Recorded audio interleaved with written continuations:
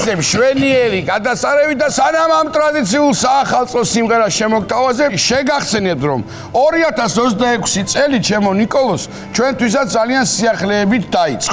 აბა, სულ რამოდენიმე დღეში ხო, ერთ თვეში. ისე გაირბეზო დღეთ მოგვეჩვენება ყველა ვქეიპობთ 7 თებერვალს. რაღაცნაირად ვიწვალეთ, ვიშრომეთ, ვიზრუნეთ და გაიხსნება პაატა გულიაშვილის კომედიის თეატრი შემს ნიკოლოსთან ერთად 7 თებერვალს.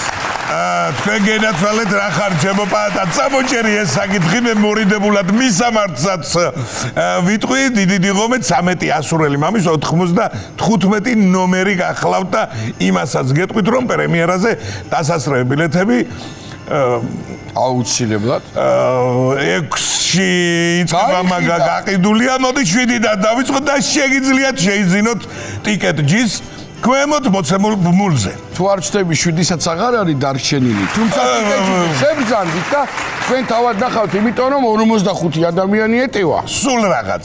და მე ჩვენზე გული არ დაგწყეთ, იმიტომ რომ წინ ძალიან მაგარი სასაცილო, ძალიან კარგ ხასიათის დასაყენებელი სპექტაკლები და სკეჩები და ასე შემდეგ და ასე შემდეგ იქნება. მოკლედ, ლაივში ვისაც გნებავთ ჩვენი ხუმრობები ნახოთ, მოგვეფეროთ, ჩვენთან ფოტოები გადაიღოთ და ერთად კარგი საღამო გავატანოთ, აუცილებლად ყოველ პარასკევს, შაბათ, კვირას 7 თებერვლიდან უნდა იაროთ ჩვენს კომედიის თეატრში. მე მგონი დადგა დრო მაყურებელს ვანახოთ ჩვენი მთელი წლის ნანგრევების კურიოზები, რომლებიც ჩვენ სერიალ მიხო და მაროში ხდებოდა.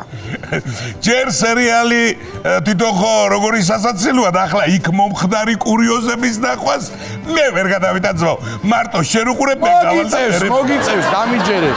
ესე იგი, აქვე შეგახსენებთ რომ ამ შაბათ კვირას 3 და 4-იანვას ტრადიციულად საღამოს 8 საათზე კომედი არხზე დაელოდეთ სერიალ მიხო და მაროს საახალწლო სერიებს. სხვათა შორის ძალიან მაგარი სერიები იქნება და ისა დაგვრჩენია რომ 2025 წლის განმავლობაში მომხდარი კურიოზების ნაკრები ვნახოთ სერიალ მიხო და მაროდან. გადაცემის ბოლოს კი პაატა და ნიკა შოუში მომხდარ კურიოზებს შემოგთავაზებ. აუცილებლად დაგველოდებით.